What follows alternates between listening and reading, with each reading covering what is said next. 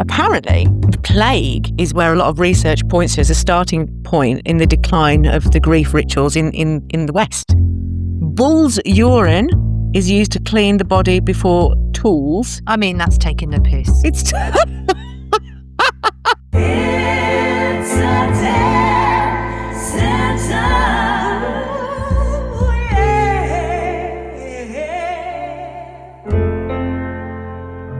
So welcome back to It's a Death Sentence. I'm Carrie Smith with the lovely Emma Skip. Oh, thank you, my dear. Thank you. So today we're talking about traditions. Yeah, and specifically more cultural traditions around death, burial, cremation. We've touched on it in other episodes, but I'm going to jump straight in and I'm going to talk about something I'd never heard of, which is a sky burial. Now, when I started researching sky burials, I thought, hang on a minute. It's really in keeping with the last episode we recorded where we talked about body farms. What was that episode called, Carrie? I'm testing you now. That was Gutted. Gutted. So we touched on body farms, which are literally how they sound. So when a person dies, they are left out in the open for the elements to take that body. But that is something that's happening at the moment. But again, we're going back in time here. So these sky burials are very common amongst the Buddhists. So these are Tibetan sky burials, are they? Yeah. So, and they believe in the value of sending their loved ones' souls towards heaven. So in order to do that, the bodies are left outside and they're cut up into pieces. And the reason for this is to get the birds or other animals to devour them, which will happen in nature anyway.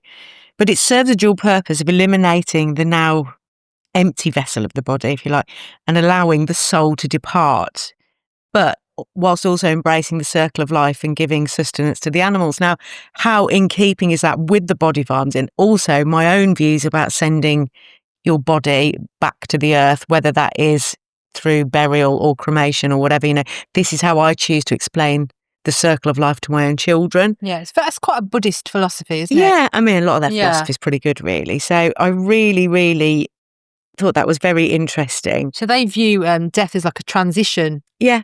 Rather than an ending, don't they? So absolutely. It's like a transition to the next level, if you like, levelling up.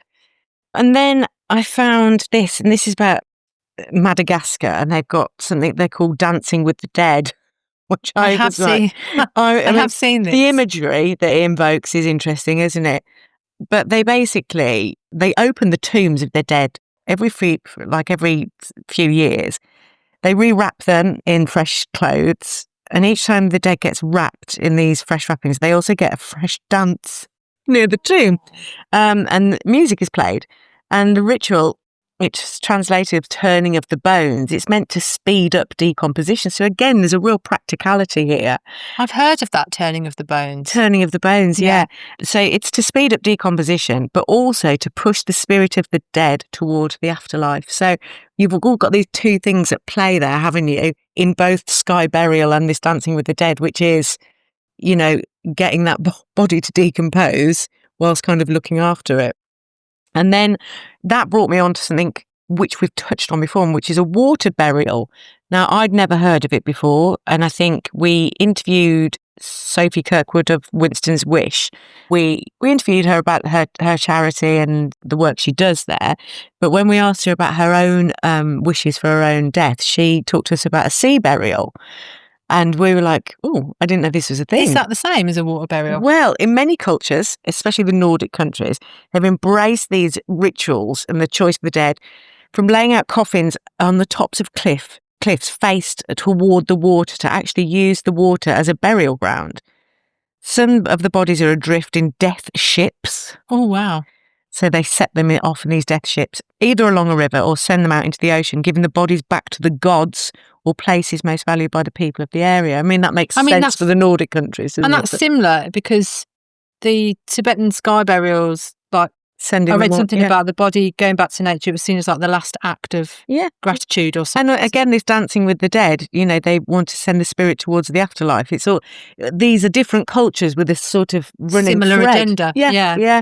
But obviously, Sophie, when she talked to us from Winston Wish, she was talking about water burial, where she was saying that there are legalised spots currently. This is not a tradition where you can apply to have a water burial. Or Scotland. And it's off the coast of Scotland. Yeah. And she said there was like several points. And I said to her, I remember saying, why is that? Is it because they are less likely to wash up on shore?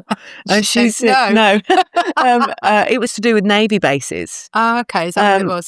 But it was something that when we interviewed her at the time, because that was one of the interviews that's available on YouTube as a filmed interview as well, where I was really quite taken aback because I hadn't really considered it. Obviously, people must do it.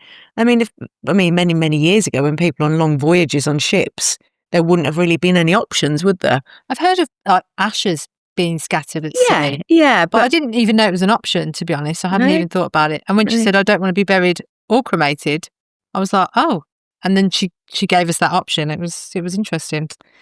So we'll move on to India. They have something called the parade, which is parading the dead through the streets, and the bodies are dressed in colours that highlight the virtues of the deceased. For example, red for purity or yellow for knowledge, in an effort to encourage souls to reach salvation, ending the cycle of reincarnation.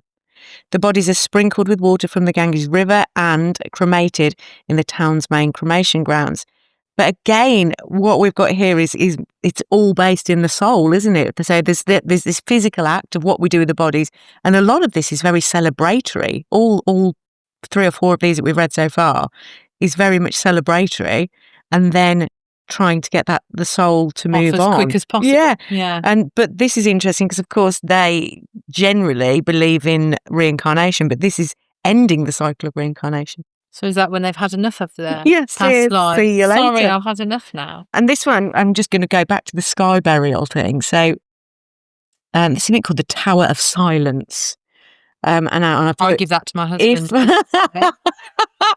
If I pronounce this wrong, I'm sorry, but a Zoroastrian, which is basically what is now Iran, was once Persia. And this one is so interesting. It really links to the sky burial, but has a really emphasis on vultures. Well, these sky burials, they were vultures that tend to eat the flesh of the. That makes sense. I mean, that's their job, isn't it? But so this Tower of Silence requires vultures to keep its ancient burial ritual alive. In that tradition, a dead body is believed to defile anything it touches. So they actually see it as fairly grim, including the ground and fire, which kind of writes off the whole fire. Yeah, it writes off the whole cremation thing, doesn't it? So, and again, this isn't something I don't think is currently practiced now, but certainly historically was. So raising a corpse to the sky for vultures to devour was historically the only option. Bull's urine is used to clean the body before tools. I mean, that's taking the piss. I mean, and also how specific? Which animal's urine is most appropriate for body cleansing? Give me the bull. Yeah. I've had enough of this bullshit. Give me the bull. So they used to clean the body before tools, which are later destroyed. So they destroyed the tools and are used to cut out so the tools are used to cut off the clothing. It's all destroyed. The corpses then placed atop a tower of silence, out of the way of the living who could be tainted by it. So they really scared of it. Yeah. So it'd be quite interesting now if we do a follow-up episode to see how they practice their death rituals now compared to historically. Yeah. I mean, like, they don't seem like they're celebrating anything, not even about the person. They're not having a good time. They're just going, well, we've got vultures, I suppose we should put them to work. Yeah, I don't like Tower of Silence. No, I'm not keen. Not a fan of that one. And then here's one that this links in with some stuff we've covered in previous episodes, but ashes to death beads. So this is based around the South Koreans. And they often make beads out of the ashes of their loved ones, and they're quite attractive. So they can be different, and they make them into different colours: pink, black, and turquoise, etc. They place them in glass vases, dishes, wherever it can be taken, like sort of centre stage within their home. And they like it because it's decorative, and they like it because it's beautiful. But also, in a practical sense, space is at a premium there. So cremation is the only real sort of choice for disposing of a body. So they want to have something beautiful at the process so that they've got something to keep as an heirloom or whatever. That's similar to like the cremation jewellery that we sort of is popular now. You know, like people wear rings made from ashes or... Absolutely. I mean, it makes me think of necklaces. The Birmingham Yodo event we went to about memorial tattoos. Oh, yes, yeah. Because, of course, some people are using ashes within the ink, aren't they? To make something beautiful. Yeah. So it's it's a bit circle of life, isn't it? You know, like from the ashes rise a phoenix. It's like, you know, from something so negative like death to gain something beautiful out of it. Yeah. It just shows that, you know, life finds a way. And also, regardless of history or culture, we all find it really difficult to let things go, and we want to have momentums of that person. And is that the right word? Mementos. Yeah, I was like, that's definitely momentum is just to keep going. Yeah. We're losing it. We're losing momentum. And then it got me thinking about, you know, our own traditions. You've talked about superstitions in our last episode, particularly around your Irish background and your mammy. Yeah. But I was like, what goes on, or what went on in the UK and other parts of Europe? And where did we sort of lose our death rituals? Because, of course, at one point or another, they were widely practiced, and people were a lot more open about death than they are now, which is our mission here at It's a Death Sentence, is to get people talking about it. But apparently, the plague is where a lot of research points to as a starting point in the decline of the grief rituals in the West. To the 1300s. Yeah. What a time. Because so many people died, it was impossible for grief rituals and last rites to be given to all of the people that needed them. They just couldn't do it. The demand was so large.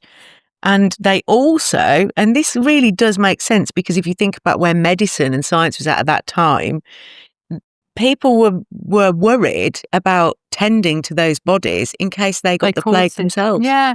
It's a bit like COVID on steroids. Really is, yeah. They called it, what did they call it? The Black Death. Yeah, when there's also no room at church graveyards for all the death during the plague. So a lot of the bodies were just discarded in ditches or in mass graves. Oh no, that's so sad. Plague pits, they're called, actually, aren't they? Plague pits. I wonder if that's where they're saying, oh, it's the pits. Oh, well, possibly. It probably is. Or mining, working down in the pits. Yeah, the pits. That's where it's from. And then the Victorians. I mean, these guys are always interesting, aren't they? The Victorians. Oh, we love the Victorians and the Tudors. I mean, they come up with some real brilliant things over there. But yeah, so the Victorians, they kind of made death quite fashionable, and they actually had really open, frank conversations about it. I'm not surprised she was killing everyone one day. Yeah, pretty much. Off with his head. Yeah. So, and then that was because they didn't want to have sort of ambiguity about what was going to happen to them when they died. So they had really open, frank conversations about what they were going to do. And the family knew in advance what type of coffin they wanted. And they wanted to know, they'd also know what they were going to wear, where they were going to be buried. And women made their own shrouds and would even include them in their wedding dowry, you know, like when they had the dowry that they had. Okay. They'd include all of these things within that. It was also a time where people were worried about being buried alive, as we've looked at the whole dead ringer thing. We haven't done an episode on that. Not yet. Not yet. We were going to talk about that. Yeah. Like sort of sayings and stuff. But yeah, they used to bury them alive quite often. But the Victorians, they had 2 stages of mourning. So the first mourning and the second mourning. And it was the extent of the periods that they would mourn for were based on how well they knew the deceased or what their relationship was with them. So we've all seen, again, in like films and things like that, where women are dressed head to foot in black. But when they've lost their husband, sorry, I needed to clarify that. But they were expected to wear black from head to foot for at least 2 years after the death of their husband. I think my wardrobe would be fine. Yeah, you'd be all right, yeah. I wear black all the time. I've got a lot of black. But I'm just going to say an obvious thing here. I couldn't find anything about what the husbands were expected to do. Marry somebody else quickly as possible, as young as possible, I imagine. Absolutely, yeah. Get them bred up and have another child. Yeah. But this I found really, really interesting, and it really tied in with our kind of mission on the podcast, is that the etiquette around grieving in the Victorian times was that there wasn't, you were expected to grieve for as long as you wanted to. Now, we have talked about this, haven't we? What a difference now. What a difference. So can you imagine now? So let's say, you know, you lose a loved one. It's a member of your family. You go into work if you're employed by somebody, and you tell them, or you ring them and you tell them about your loss, and they say, "Oh my, that's so awful." Obviously, you can take some time off, and we call this compassionate leave. And for some companies, it's a few days, but 5 days or? it's very rarely any longer. Now, how many people do you know who have gone, "Oh, that 5 days is up and I am now over the death of my cousin," or whatever it's going to be. Yeah, You know? or my husband or It doesn't- my mother or whatever. Doesn't work like that. So the Victorians really had it right. But so this first stage of mourning was about, you know, what they could, how long they were expected to wear black for, and how long. But also for anybody, not just women, they were expected to mourn, and it was almost a revered thing. You know, like it seemed it was normal. It was normalised to mourn for as long as you wanted to. In the second part of mourning, or sometimes referred to as half mourning, women, again, we're going to women and men, but women were allowed to wear jewellery again. And it was popular for women to wear jewellery made from the hair of the deceased. Yeah, I mean, that was a big thing in the Victorian. Hair art was a big We've thing. seen it, you know, little curled up lock of hair around you in a locket. In a locket Yeah. or... But apparently art. that's massively owed to Queen Victoria, who wore a locket of Prince Albert's hair. Oh, So there you go. There you go. poor old Vic. So, and I think I'm going to kind of just wanted to talk a little bit about how now in the West, where we are now. So we've gone almost like this sort of really strange circle where we go back to the Victorians and they were expected to grieve, and it was allowed, and now we are not. And not allowed to talk about it. And not allowed even. to talk about it. We also have a massive obsession with everlasting life now. Yeah. I mean, so again, doing a little bit of research and then started to think about it myself. I mean, how many anti-aging creams are advertised and have been for as long as we can remember and as long as our parents can remember? And not just creams, like, you know, injections, And also, injectables, fillers. Yeah, all of that stuff. I mean, gosh, you must see some really interesting sights on the faces of those who have filled it with stuff. Yeah. But of course, we're obsessed with keeping people alive for as long as possible, often at their detriment. And medicine has allowed that, hasn't it? Because, you know, post-Victorian, or, you know, certainly medicine got a lot better. I mean, for a start, people started washing their hands during surgery. I read that the other day. Yeah. And that was a real lifesaver. It really was. Literally. I wish I could remember the guy's name. I was listening to a podcast about it. But yeah. It was when the water pump. Well, he spread of cholera, wasn't it? Well, he was saying everyone needs to wash their hands, and they're like, "Don't be silly." Yeah, because they just didn't really get hygiene or germs. And the spread of cholera was like they sort of homed it in on like some water pump in the village where everyone kept touching it after they'd been to the toilet or whatever, and that's where it spread, and everybody used it, so that's how it spread. Yeah. So yeah, so washing it. I mean, look at COVID. Yeah. Wash your hands. Wash your hands. Yeah. Stay inside. Wash your hands. Drink cocktails. Yeah. It's cocktail o'clock. So, and again, going back to the everlasting life thing, I mean, we are now in an era, aren't we, of like media obsession. Oh my God, social media. And we sensationalize people living longer and longer and longer and looking younger and younger and younger. You know, we're presented with images of 50 and 60-year-old men and women, and we're going, really? Are they? But we're expected to follow that trend. Yeah. You know, and it makes you feel maybe inferior if you are not. Yeah. And you know, buying into this everlasting youth and all that. And we're normalising that for our young people as well. So not only are we saying, oh, by the way, we're not going to talk to you about death or grief, and if it happens, could you not be upset by it for too long because you only get this much compassionate leave? We're also saying, could you be everlastingly young? Don't come in this place looking 30 when you're 30. You need to look at least 12. Yeah. Yeah. Terrible. So we're just obsessed with it. But we're a culture obsessed with not dying, and we've turned up the grief, the experience of someone we love dying, into a self-help experience, which is, I read that and I was like, yeah. So what we've done is we've sort of rebranded grief, haven't we? So if we look at our different cultures and how they deal with grief, even not just historically, but today as well, and look at how we did in the West and how we do now. And actually, we've gone backwards. We've gone backwards 100%. So now, everything is, centered around, how is your mental health? Well, I'm in grief, but what we're trying to do, or what is happening in some circumstances, is we're branding this a mental health condition. Now, But it's not, it's natural. I'd 100% argue that, there are even, here's a phrase I read that has been attributed to a mental illness called complicated grief. Well, all grief's fucking complicated. Yeah, it's hardly easy, is it? Yeah. Oh, you've got moderate grief, and you've got easy grief. I mean, I just feel like it's. Why are we putting a label on it? We're labellers, aren't we? I mean, God, we're labellers now. But I felt like this was so in keeping with what our values are in this podcast. Is that? Oh, absolutely. Is that?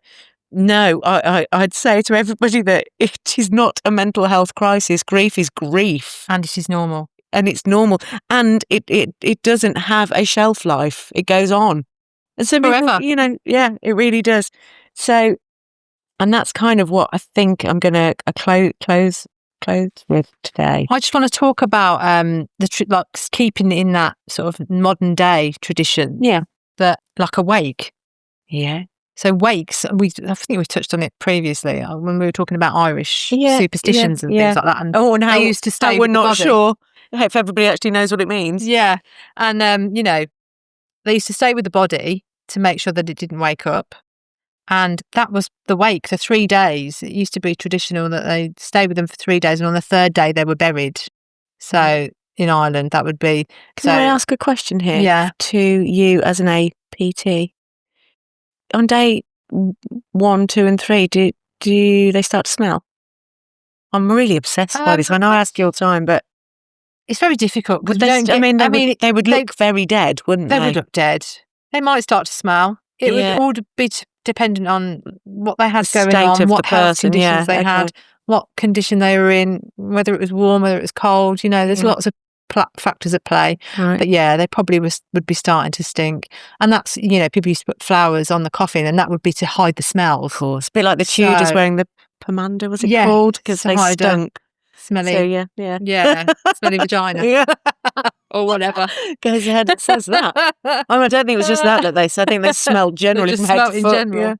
But so the wake was like a funeral custom. So people would gather over those 3 days and come and see the deceased in the house. In our traditionally Irish, they would come and see the deceased. They would have a drink and they would talk about their memories and stuff like that. And then on the third day, then they would bury them. So it was like keeping vigil over the body. Okay. So that was what the wake was. Yeah.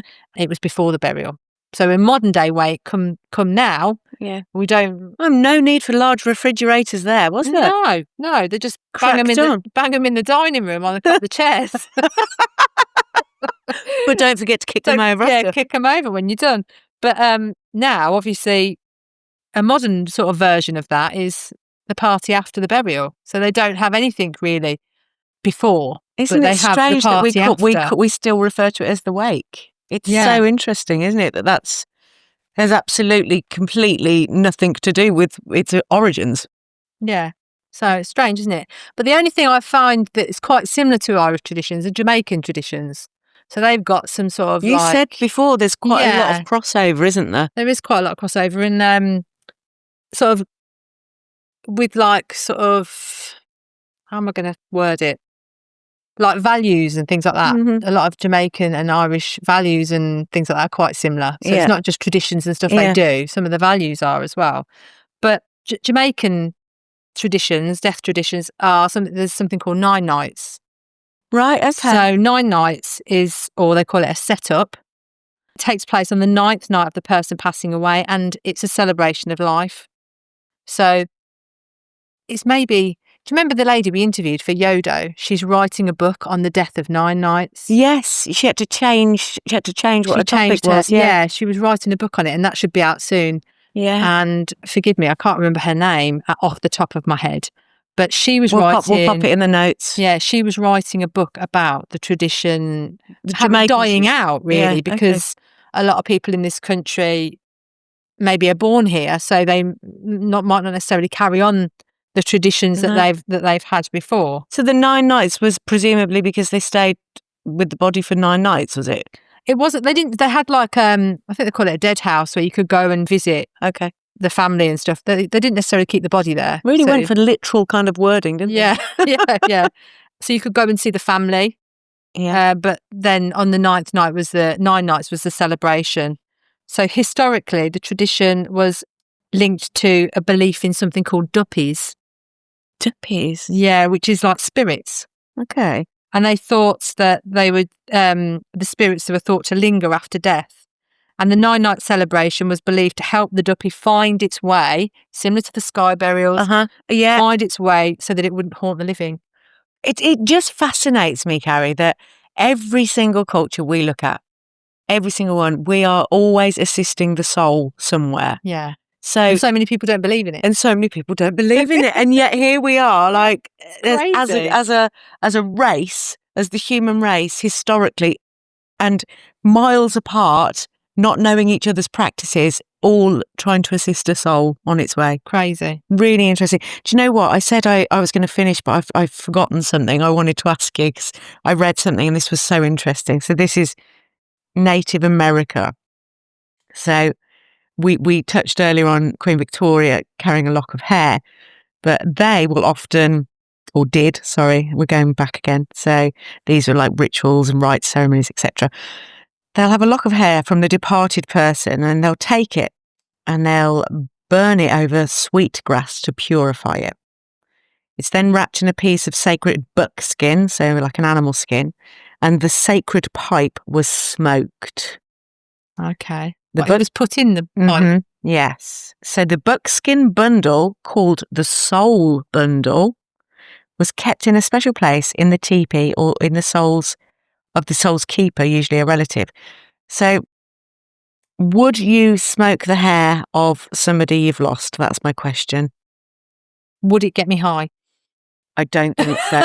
I mean, it's dead keratin. I mean, it doesn't. Hair is dead the minute it comes out of the cuticle. It's all of this is dead hair. So no, it's not going to do anything for you. And also, have you ever smelt burning hair? Yeah. You ever caught yourself on the gas hob? Nightmare. No, I don't think I would. Would you? What a strange thing to do. Then. I mean, like, if it was tradition to basically me, trying to ingest their loved one. But that could be symbolic of the soul as well. That's what I mean. It's another. The smoke is like a soul going up into the atmosphere. Maybe. Yeah. Maybe I would. I mean, like, I wouldn't. Never say never, sweetheart. Never say never. Depends how much wine I'd had. Might want a little smoke on the peace pipe. But yeah, that's it. So I think, I mean, we've got loads more that we could talk about. And, particularly when we talk about cultures, it would be really interesting to get people from those cultures in. Yeah. Maybe we could speak to, it was Dr. Brilliant surname. Prudencia, yes. She was the lady who was. I'll tell you what we have got. We've got a short with her that we filmed there. Yes. So, and I think she talks about her book. And she talks about her book in it. So, yeah. We'll get that up. That'd be interesting to link in. But it would be nice to talk to people from these cultures and actually get. We're reading about it, but to actually live it. Like, I live the Irish traditions. Yeah, it would be interesting to get their perspective. I think if anybody is listening and you have a story about anything death related which is noteworthy and interesting, whether it's steeped in history or culture, we're always dying to talk to you. Yeah, and please get in touch with us, because we have a lot of interviews ready to go. We also have a lot of people lined up for interviews, but we want to hear from you all the time. Thank you, dear listeners, for tuning into It's a Death Sentence. Please keep listening to our weekly episodes. And if you like our show, please like, share and subscribe. We are dying to talk to you.